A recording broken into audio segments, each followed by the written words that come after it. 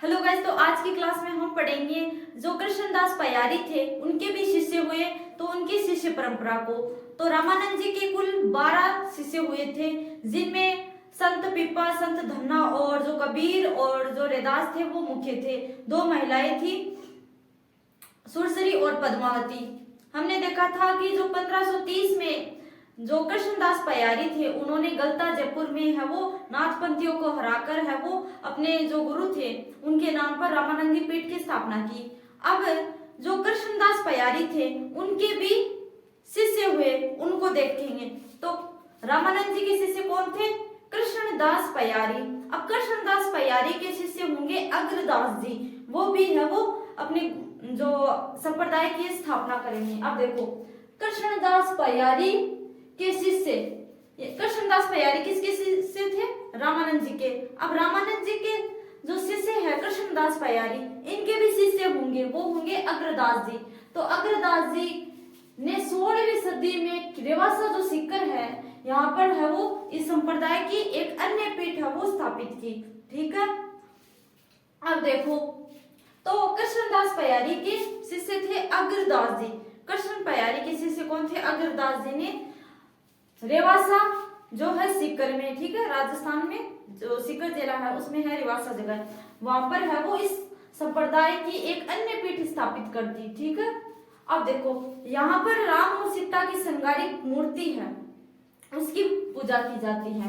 तो यहाँ राम सीता की श्रृंगारिक जोड़ी की पूजा की जाती है। ठीक है, श्रृंगार की हुए मूर्ति है उसकी पूजा की जाती है। अब देखो, जयपुर नरेश स्वाई जय सिंह, जयपुर नरेश था स्वाई जय सिंह। ठीक है, इसने भाई रामानंद जो संप्रदाय है, रामानंद जो संप्रदाय है इस शाखा को आश्रय प्रदान किया, इसको आश्रय दिया। ठीक है, और इसका दरबारी कवि था कृष्ण भट्ट कलानिधि।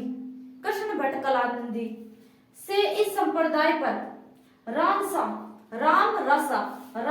रसा यानी कि राम की लीला, रास लीला, ठीक है, राम की रास लीला पर ग्रंथ लिखवाया।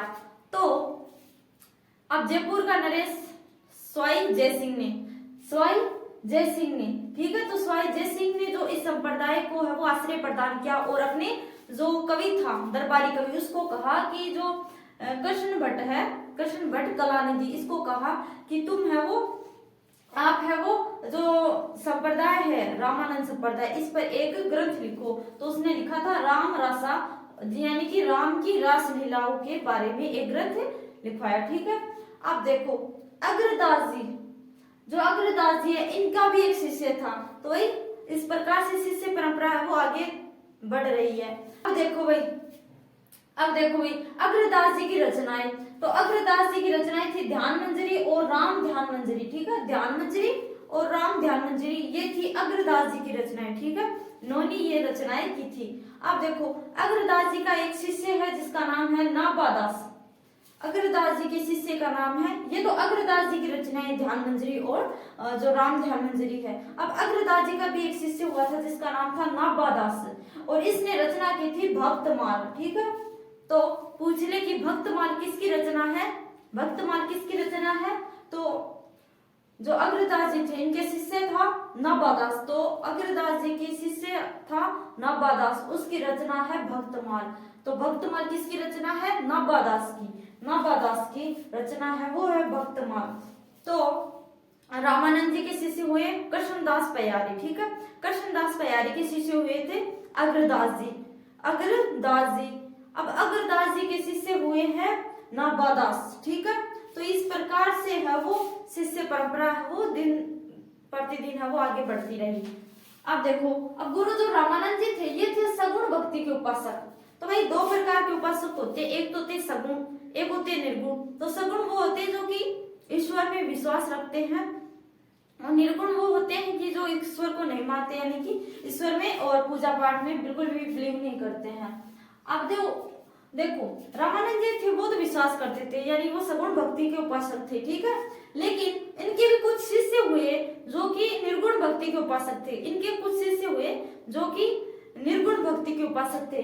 अब वो कहलाए भाई निर्गुण भक्ति के उपासक थे इनके शिष्य, तो वो कहलाए राम से नहीं संप्रदाय। ठीक है, तो गुरु रामानंद सगुण भक्ति के समर्थक थे, परंतु इनकी जो शिष्य परंपरा में कुछ आगे चलकर निर्गुण भक्ति की ओर अग्रसर हो गए तथा उनका जो मत था, यानी कि जो निर्गुण मत के जो शिष्य हुए, जो निर्गुण मत के शिष्य हुए वो कहलाए राम सनेयी संप्रदाय। तो उनका मत है वो राम सनेयी संप्रदाय कहलाया। ठीक है, जो निर्गुण भक्ति के उपासक थे उनका जो मत है वो कहलाया राम सनेयी संप्रदाय।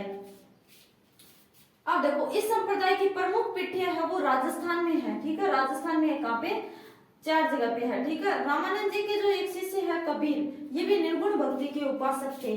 तो रामानंद जी के शिष्य कबीर है वो निर्गुण भक्ति के उपासक थे। दादू दयाल भी थे, लेकिन वो इनके शिष्य नहीं थे।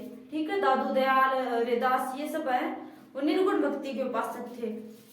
तो रामानंद जी के जो कबीर थे शिष्य, ये भी है वो निर्गुण भक्ति के उपासक थे। तो जो राजस्थान में है वो निर्गुण भक्ति के उपासकों की जो 4 शाखाएं हमें देखने को मिलती है। 4 शाखाएं यहाँ पर है। तो सबसे पहले जो शाखा है वो है रेण शाखा नागौर में, दूसरी है शाहपुरा भीलवाड़ा, तीसरी है सिंहथल बीकानेर, ठीक है, और चौथी है खेड़पा जोधपुर।